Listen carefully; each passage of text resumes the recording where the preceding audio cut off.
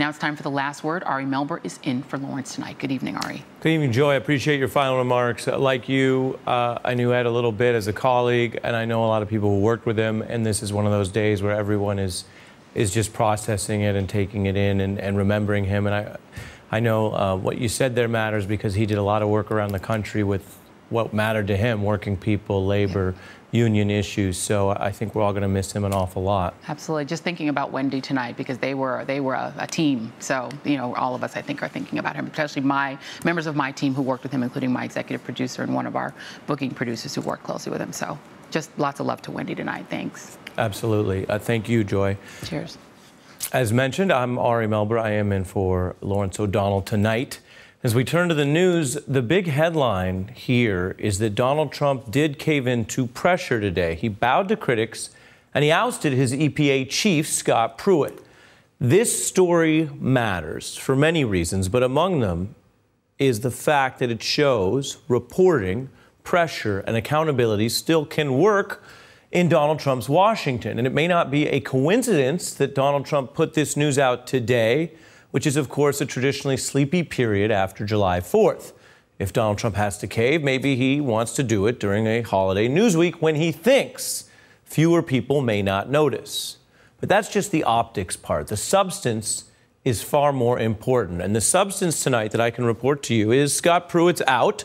Donald Trump tweeting it today.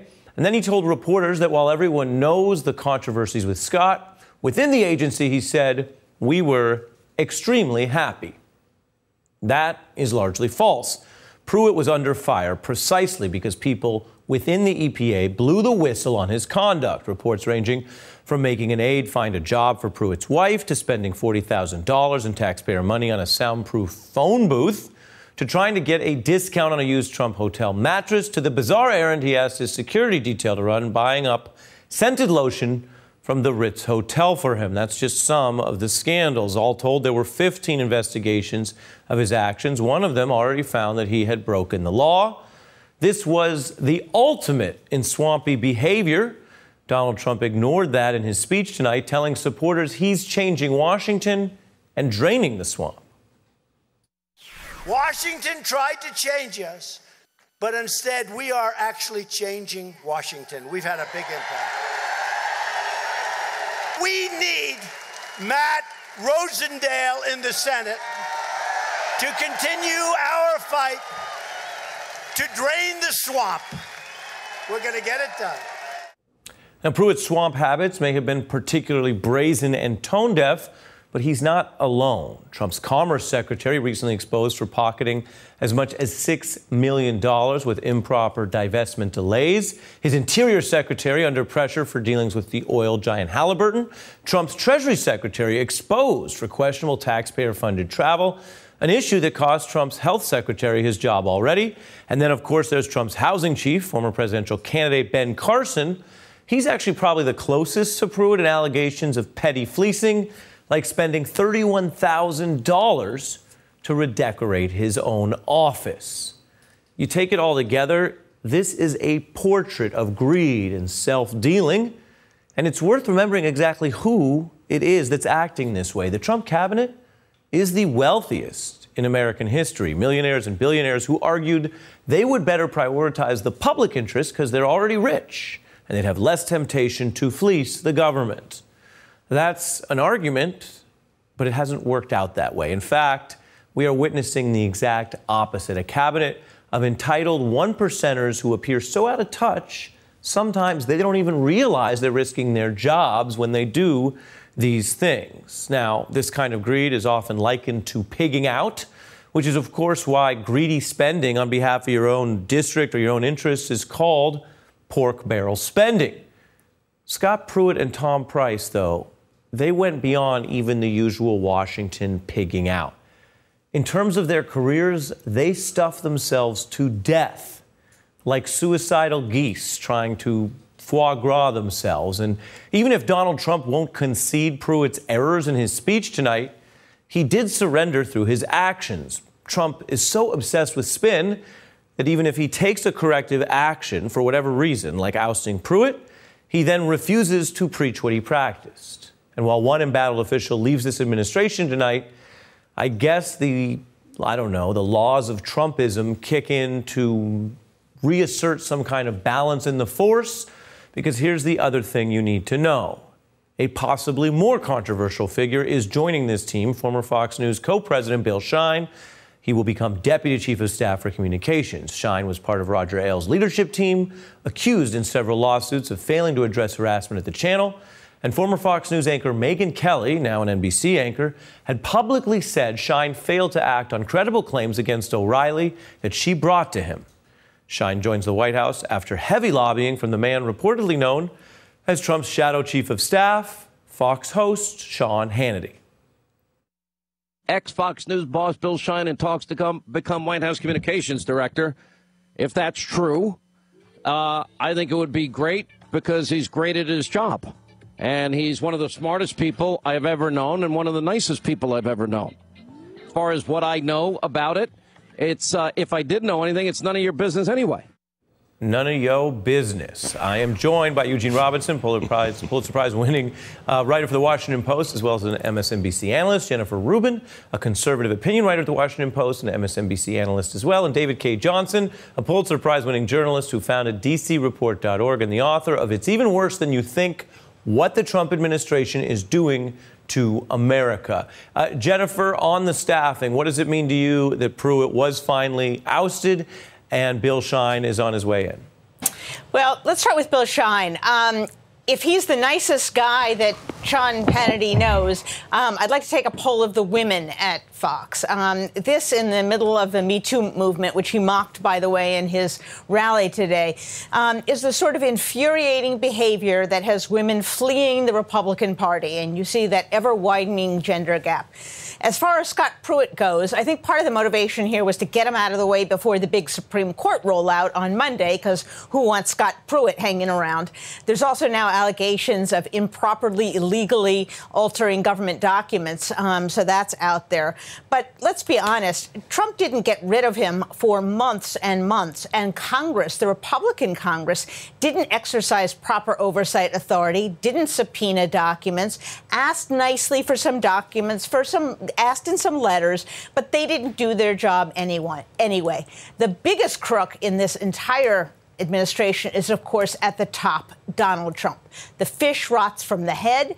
That's the guy who has the major conflicts of interest, the foreign emoluments, the hiring of relatives with conflicts of interest, and an entire attitude towards government that this is all about him. It's all about making him even richer. Making him richer. And David, on the Pruitt side and the cabinet, it's not a crazy possibility that somebody who was both independently wealthy and public service minded could serve. FDR, the Kennedys, there are examples. But it's really not turning out that way. Do you think that at some point there's a critical mass where enough Pruitts happen and people think, gosh, maybe Trump's not putting in the best people? Well, I don't know. Donald's numbers have been very, very consistent with people who believe he is their savior. But Pruitt was a clownish and cloddish predator who Donald used as one of those he stocked the swamp with rather than draining it. He's being replaced, at least on an interim basis, by an actual lobbyist for Murray Energy, the coal company that worked hand in glove with Scott Pruitt and Donald Trump. And with Bill Shine coming in, you now have a man who not only facilitated, as Jennifer points out, all the sexual harassment that went on at Fox News, but who is a very polished guy and who will know how to make things look smoother and will get out of the way people like Pruitt and put in place much more clever, much more slithering creatures in the swamp that Donald Trump is building up. Well, and that, of course, raises the question, how do you get smoother than Scott Pruitt, given his use of lotion, Eugene? It's true, and he probably exfoliated too as well. But look, Scott Pruitt became a joke. I mean, what do you have to do to get fired in this town? It was scandal after scandal after scandal after scandal, and in a way, that's the story, that he survived for so long with so much of this baggage, so much that was just clearly not just improper but beyond the pale. But I think David is right. I think Trump is actually trading up in terms of professionalism, in terms of ability to get stuff done without creating controversy that you don't need. And so I presume Andrew Wheeler at EPA will continue the policies that Scott Pruitt started, only he'll do it more cleverly and more professionally and more quietly, and just keep changing those regulations. Well, and in terms of shining a light on that, Jennifer, reading some of the reporting here on Mr. Wheeler, who's a new name because he's coming into Pruitt's job today, former coal lobbyist who shares Pruitt's zeal to undo environmental regulations. But unlike Pruitt, he's viewed as mentioned here tonight, a consummate Washington insider who avoids the limelight, has navigated the rules. Wheeler's friends and critics alike say he could prove to be more effective than his controversial former boss in implementing Trump's deregulatory agenda. And I wonder whether this is sort of the Mike Pence piece of the administration. There's all of the controversial and sometimes, frankly, embarrassing conduct around the more flamboyant members of the Trump administration. But then beneath that, there is a hard right group of people moving much more quietly. And if so, what, if anything, should be done about that, Jennifer? Well, I think you're right that, in essence, this is trading up. Although Scott Pruitt had a great reputation, he actually wasn't that effective. A lot of his efforts at deregulation got tangled up in the courts, and he really certainly set the ball in motion, but he didn't get all that far on several major initiatives, including his scheme to get rid of car mileage standards. So we'll see whether the new insider is a little bit more slick, a little bit more clever. But to be honest, none of this is going to change until Congress changes, because what we're missing right now is a co-equal branch of government that's willing to exercise oversight. That's entirely absent right now. And so long as Trump and his cronies are in power, and so long as the Republicans are giving him a free pass, nothing's really going to change.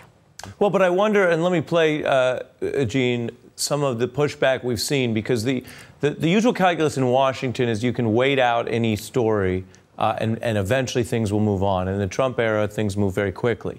The Pruitt story seems to be different in the pressure because there was a reporting piece of all this information. There was a whistleblower piece, so Trump's own people speaking out. Then there was a public piece. I mean, this has got to be one of the more well-known and more disliked EPA chiefs in any party in a long time. Here was this moment that sort of captured a lot of civic imagination of someone confronting Pruitt in person. Take a look.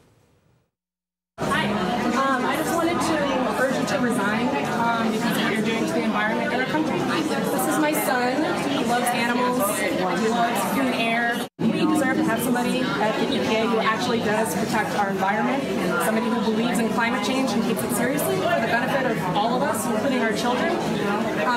So I would urge you to resign before your scandals push you out. Gene, this is a harder question, but where does that sort of activism fit into keeping things on the front burner, on the agenda in a way that actually matters? Because certainly not every civic debate we're having right now can end with wait for the next election, whenever that may be.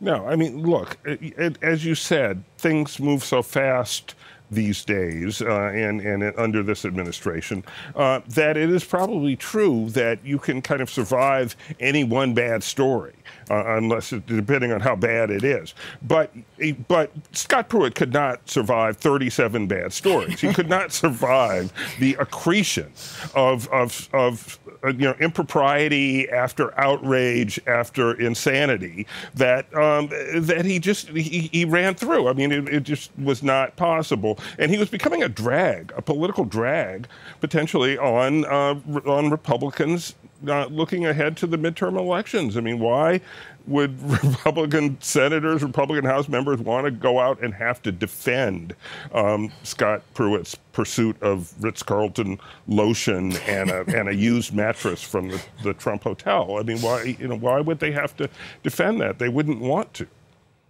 Fair. I mean, I don't think anyone wants to even talk about it, let alone defend it. And yet here we are, and I take responsibility for anchoring the conversation. David, there are a lot of things that Donald Trump does that really don't get the criticism they would if any other president did it. I'm going to play for you Donald Trump tonight. I mean, this is not the lead story. But here we are a week after this terrible shooting in a newspaper. Here we are talking about information we only know because journalists have reported it out. And this is what the President of the United States is saying about the free press tonight. Take a look. Fake news, bad people. They say a source within the administration. They make the sources up. They don't exist in many cases. Anytime you say, you know, I saw one of them said 15 anonymous sources. I don't have 15 people in the White House. I mean, forget it. 15 anonymous sources have said all sorts of stuff. These are really bad people. David, how do you view this, and how do you view confronting it in the context of something that people talk about all over the nation, which is normalizing this stuff? People say, well, it's not surprising. Well, it may or may not be surprising, but it's certainly problematic in a free democracy. Go ahead, David. It's going to be really important in journalism that we point out that things that were reported using anonymous sources play out to be real. But, you know, you started this episode a segment talking about the pressure on Trump that led to Pruitt's resignation. What Donald Trump cannot survive is the disclosure of his tax returns, and in particular if he's criminally indicted about them. So at DC Report today, we have a follow-up to my New York Times op-ed on Donald Trump's tax returns and how to get criminal authority to the New York State Attorney General to go after him because she's made it clear she believes he's committed tax crimes. It will not happen unless pressure is brought on a Democrat, Andrew Cuomo, who would like to be president, and unless he gets a firm message, you will authorize an investigation of Trump's tax returns. Donald will keep sailing along, and, you know, he might get 2 terms, but he cannot survive disclosure of his tax returns or a state indictment. Spoken by a reporter who has come closer to parts of the tax returns than just about anyone else. So an interesting point for us to reflect on. David, Gene, and Jennifer, thank you very much. Coming up, there's a former Trump attorney you may have heard of, Michael Cohen. He's wiping the Trump references from his own Twitter accounts and now hiring a key Hillary Clinton loyalist. Also later, reports of Trump's handling of the nomination of a new Supreme Court justice that sound a lot like, you guessed it, a reality show.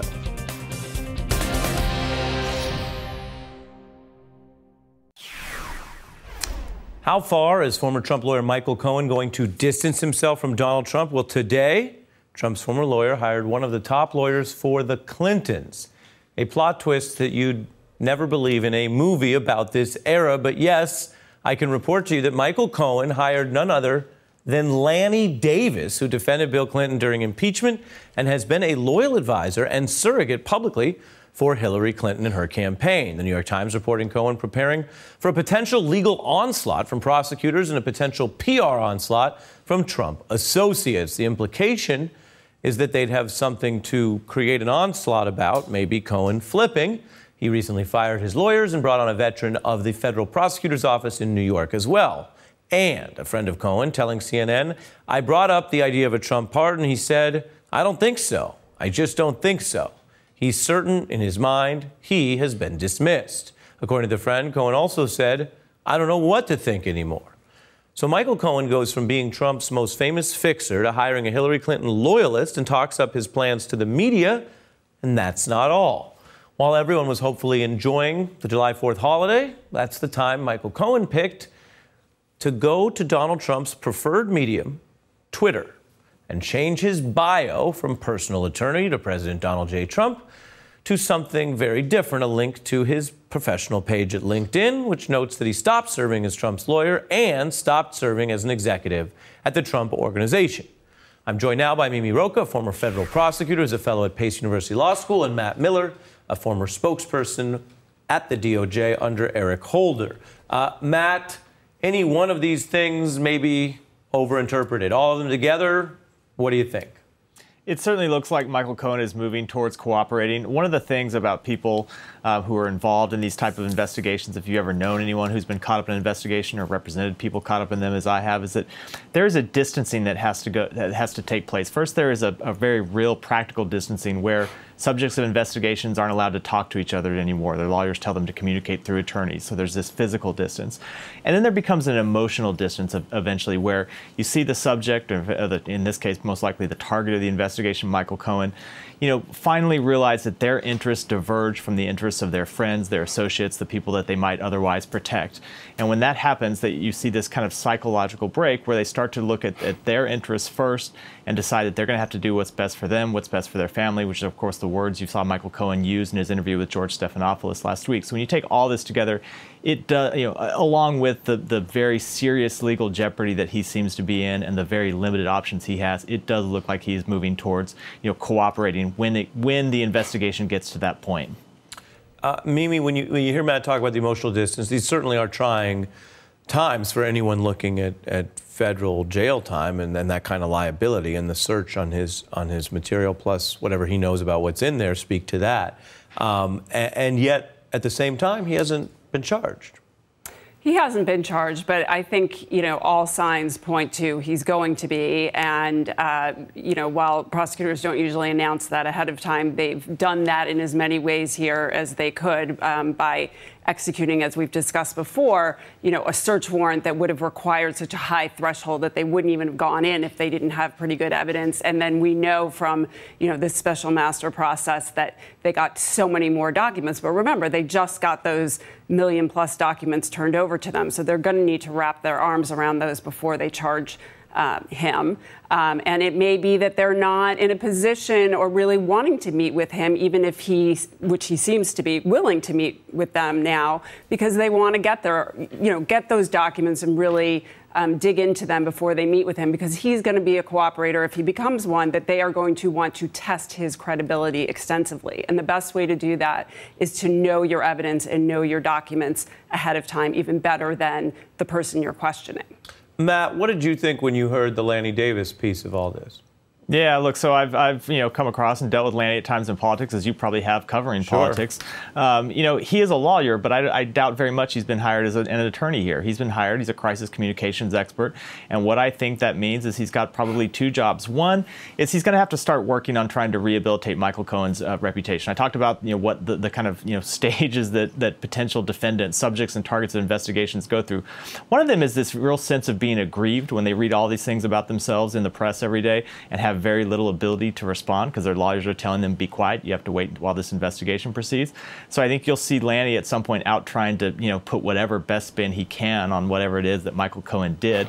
But isn't it, I mean, just to get into the point, though, isn't it amazing that he's going for a Clinton person? I mean, what you just described, just for anyone at home listening, goes, okay, sure, a PR and having a lawyer do the PR who might even have attorney-client privilege is one way to do it. But there's a lot of lawyers who fit that bill who aren't Hillary people. Yeah, it's exactly right. And he certainly could have found plenty of people in New York, plenty of people in Washington who could do that very same job. My guess is, someone like Lanny Davis has been through this kind of high stakes politics. Remember, he worked on the Clinton impeachment for President Clinton. So he's worked kind of in this similar context where you have an investigation that touches on the president. So if Michael Cohen finds himself, at war with the president's people coming after him because he's cooperated, Lanny Davis is the type of person who you could see going on TV to represent Cohen, to push back, talking to reporters. Lots of times talking to reporters in ways that don't actually show up in the in the newspaper, not in a named way, to try to push back and defend his client to some extent. Rudy Giuliani, who is much more of an insider now than Cohen in this world, gives this statement out, telling Business Insider he doesn't make anything of this move to hire Davis, and, quote, he should have the attorneys who he has the most confidence in, Giuliani says. What do you think of the fact that there's so many ghosts of 90s past doing all this? Yeah, look, Guy Petrillo was hired to be the white-collar criminal defense lawyer for this, clearly. The fact that he hired someone so close to Hillary Clinton, I mean, we've been talking about messages that Michael Cohen was sending in his interview. Was he asking for a pardon, this and that? And on this, I respectfully disagree with Michael Avenatti. I do not think he was asking Trump for anything. I think he was telling Trump, and he is again now with this, I'm done. I'm done with you. And as I think Matt made the great point, I think he feels it's almost like his breakup. It's his version of breaking up with Trump. He needs to do it in a semi-public way, make his statement. He's also trying to gain supporters. And who are the people who are going to support Michael Cohen right now? Hillary Clinton supporters. But legally, he doesn't need supporters, right? I mean, legally, the most important thing for him is clearing his liability, not where he lands in our polarized. Right, legally, absolutely. Fight. But this is clearly a man who cares about his image. And, I have said all all along. I think that if and when Michael Cohen does cooperate, he will make a great cooperator. And this is part of why. He is someone who wants approval. He wants to be part of the crowd, the in crowd. For a while for him, it was Donald Trump, and he had his utmost loyalty. Now it's going to be Team USA, and he is going to... You're suggesting almost like a John Dean type thing. I mean, there was, in that era, Dean was, of course, the enemy as a Nixon guy until he wasn't. When he flipped over time, he became a kind of a hero. Absolutely. And I think Cohen is trying to remake himself into that. And cooperation, very likely will be part of that. One thing we have to keep in mind, though, and I hate to be Debbie Downer on this, but the one thing about the cooperation, it does matter what he has to give. Not everyone gets to cooperate. We're all assuming he has something. I think he probably does. But, it depends how big it is and how useful it is to the government. I don't think that makes you Debbie Downer. I think that makes you Debbie trying to be realistic. Legally precise, which doesn't have the same ring to it. But certainly the credibility and the supplemental information that he has goes to how valuable he'll be. Mimi, Debbie Downer, Rocha, do we want that to stick or not? Matt, you don't get a nickname tonight. We'll think about it. I'll survive. Sorry, buddy. The control room saying gotta go, which just means they don't like these jokes. Thank you both for your legal expertise. Coming up, the border crisis is getting worse, and there's an important update straight ahead.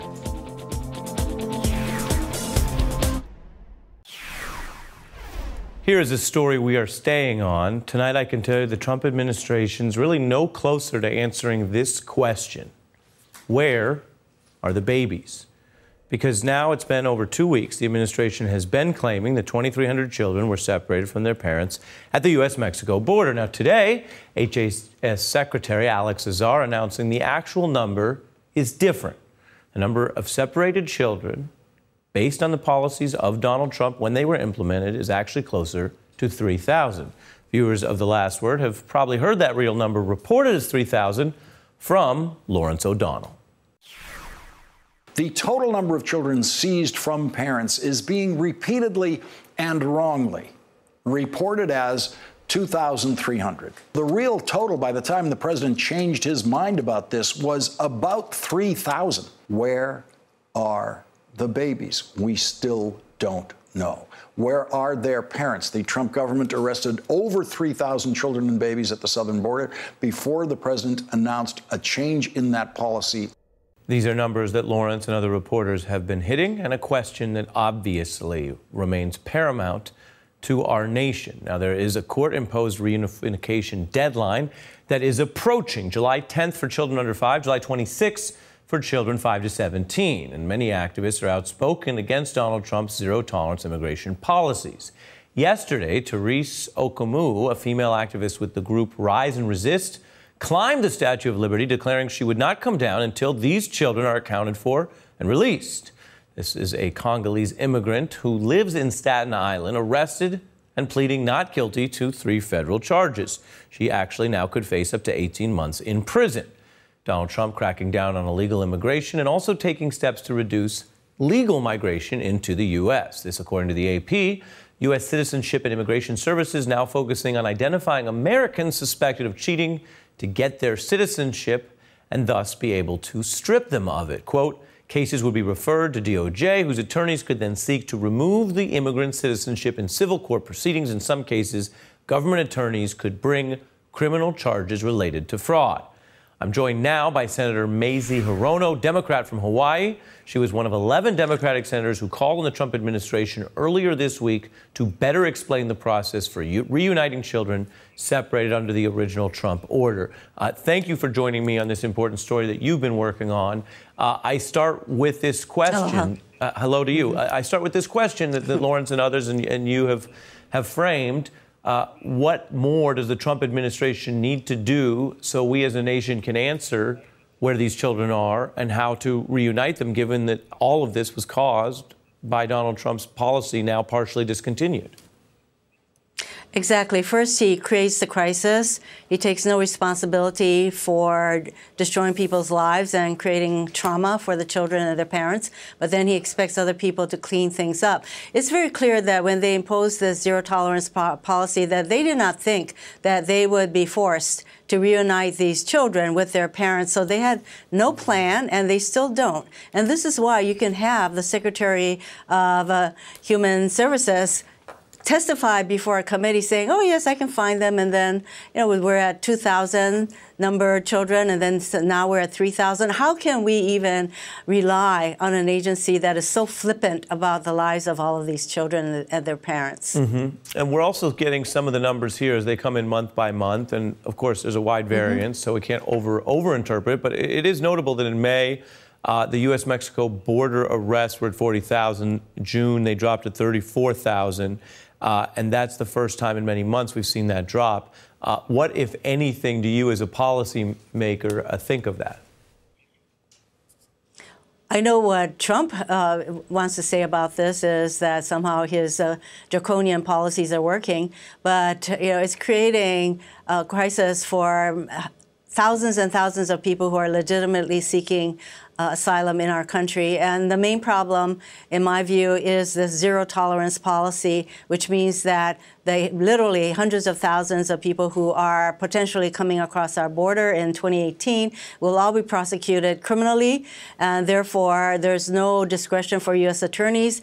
Aren't they supposed to be going after real criminals, and not going after misdemeanors? Mm-hmm. Because that's what crossing the border illegally is. It is a misdemeanor. It's a misdemeanor that leads to separating children from their parents.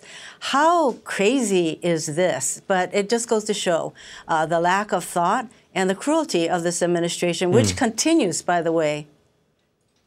And so if the Democrats were to retake Congress, what's the first immigration priority you'd seek to pass?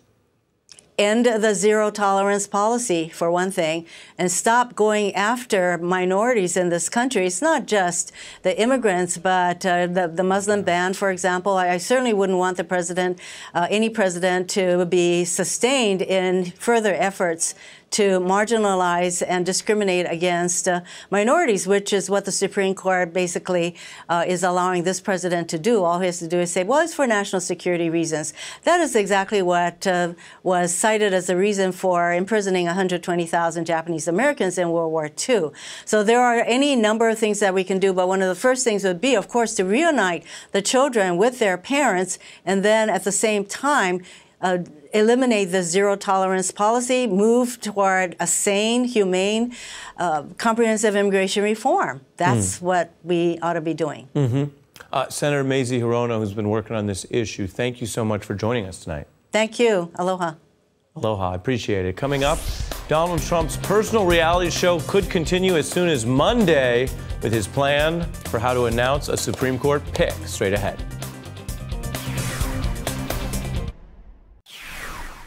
As you know, there's now a vacancy on the Supreme Court. And if you turn in Monday at 9 o'clock, I think you're going to be extremely happy with this election, right? Tonight, Donald Trump hyping the upcoming announcement of his nominee to replace Supreme Court Justice Anthony Kennedy and treating it like a kind of a preview to a television event. Almost like everything that this president does, though, Donald Trump is breaking with a kind of tradition and take a different route here in how he's going to pick the actual person, apart from the announcement. Vanity Fair says he's going about selecting a nominee like he's voting in one of his Miss Universe pageants. Axios reporting that a White House official directly involved basically said that Trump's pick will be based on who he feels most comfortable with in a personal setting. Meanwhile, Politico says Trump's looking for an all-American package, and that a Republican close to the White House told a reporter beyond the qualifications, what really matters is, does this nominee fit a central casting image for a Supreme Court nominee as well as his or her spouse? That's a big deal. Do they fit the role? And that feeds speculation that one frontrunner, Brett Kavanaugh, has the look Trump is looking for. Many pointed at this picture of Kavanaugh and his wife during a swearing-in as a federal appeals court judge by none other than Justice Kennedy in June 2006. CNBC adding that during the 4th of July picnic at the White House, Trump privately suggested to at least a small group that he has settled on a nominee, saying, quote, the president gave strong indications he prefers D.C. Circuit Court of Appeals Judge Brett Kavanaugh. Trump and Pence believe Kavanaugh is considered the safest choice to reel in undecided senators, given his mixed opinions on a wide range of issues, including Obama's Affordable Care Act and Roe v. Wade. Much to discuss, and after the break, Jennifer Rubin and Matt Miller will be here on the fate of our Supreme Court. I was the perfect person. I was like central casting. They're going to look at a couple of them. These are central casting. If I'm doing a movie, I pick you, General. Thank you to Vice President Pence. He has been so wonderful to work with. He's a real talent, a real guy, and he is central casting. Do we agree? Central casting. I'm joined by Jennifer Rubin and Matt Miller. Jennifer, take it away. Well, if you want the definition of superficial, I guess you have it right there. But that's who this guy is. He doesn't care about substance. He doesn't care about policy. He cares about what, in his mind, he thinks is central casting. And it's interesting, the people that make central casting are invariably male and white. And I think that should not go unnoticed. Listen, he's going to pick someone off that list that has been pre-selected for him with the intent of overturning 20, 30, 40 years of judicial precedent. So there's nothing amusing, there's nothing surface about that. But in truth, Donald Trump just wants good pictures. That's why he goes to North Korea. That's why the North Korean summit. That's why he goes to Putin. This is all about him, all about looking good. Unfortunately, the results for many Americans is very bad. I think that's very well put. I mean, Matt, we are dealing with a place where Donald Trump's interest in being a chief content officer more than a chief executive officer and pursuing the pictures that Jennifer cites is still very damaging, because the entire superstructure of the conservative right-wing movement is pushing people who at least raise the question of whether precedent even matters in the Supreme Court. I mean, conservatives have traditionally talked about that.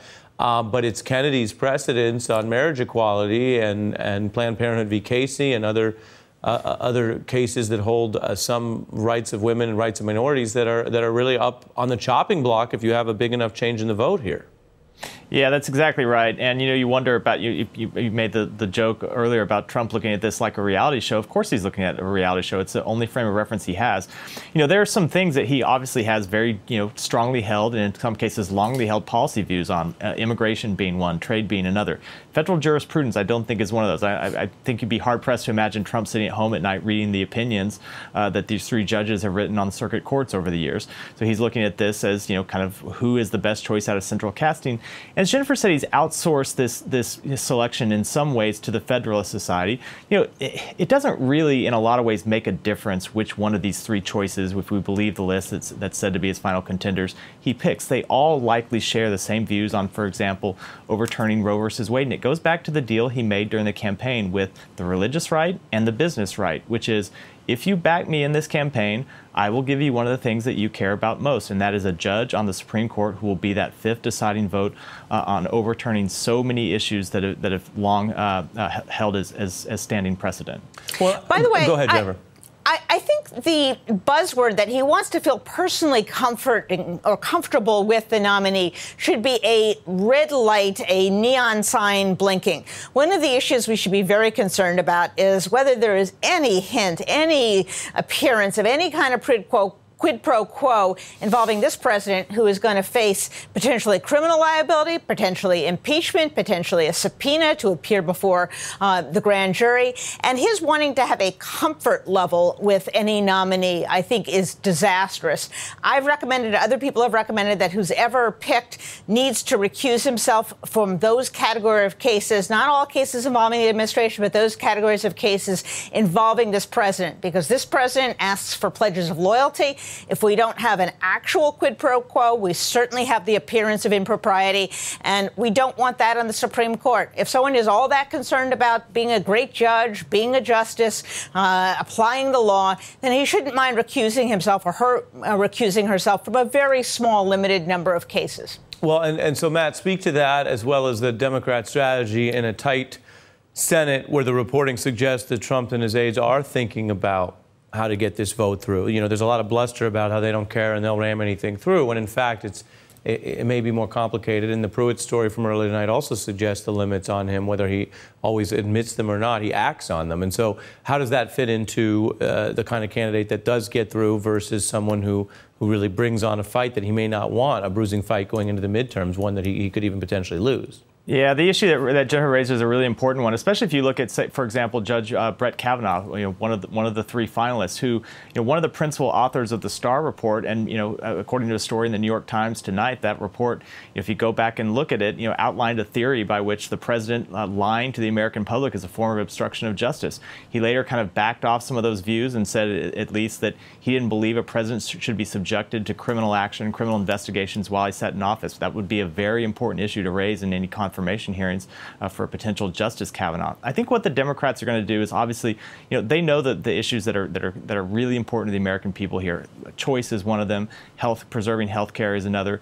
They're going to have to first hold every Democrat and at least keep them from committing to vote for anyone until the very last second, so they have every bit of leverage as possible with Republican senators. And in doing that, you're hoping for a couple things. One, that something comes out in the vet, some unknown issue that is disqualifying about the justice. Two, that they make a mistake in the hearing, or that it becomes so obvious that they would be a potential deciding vote to overturn Roe versus Wade, that there's so much pressure on someone like Susan Collins, like Lisa Murkowski, or Dean Heller, who's up for re-election this year.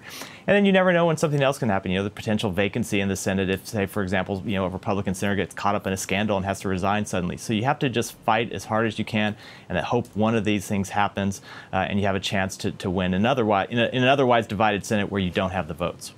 Right. And it goes to the question of what does it mean in this climate, given everything we've learned, to be, quote unquote, pro-choice, if you are a senator, a Republican moderate senator who's going to vote to confirm someone that very well may be the vote to reverse Roe. This is the time where it counts. Right. That's right. I got to fit in a break. Matt Miller and Jennifer Rubin, thank you very much. I turn to Trump and the baby blimp next.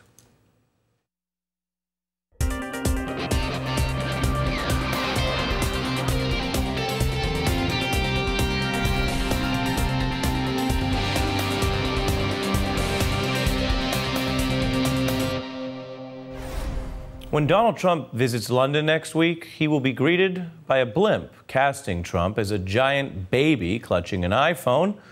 Because today, a British official confirms this baby Trump blimp that you're looking at is officially cleared to fly during Trump's visit as a form of peaceful protest. The 20-foot-tall balloon, known as Trump Baby, and the activists behind it have actually raised over $20,000 in order to fly it. The effort plays on one of Trump's documented insecurities. He deeply fears that people think he's basically a baby.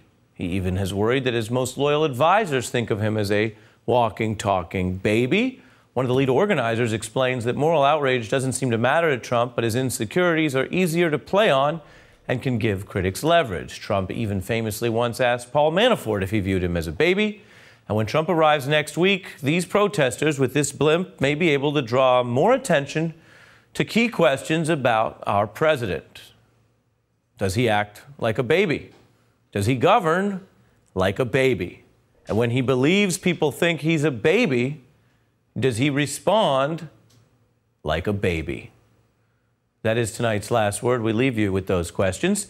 Hey, it's Chris Hayes from MSNBC. Every day I come to the office and we make a television show. And every day I think to myself, there's so much more I want to talk about. And so this is our podcast. It's called Why Is This Happening? And the whole idea behind it is to get to the root of the things that we see play out every day. They're driven by big ideas. Each week, I sit down with a person uniquely suited to explain why this is happening. New episodes of Why Is This Happening? Every Tuesday. Listen for free wherever you get your podcasts.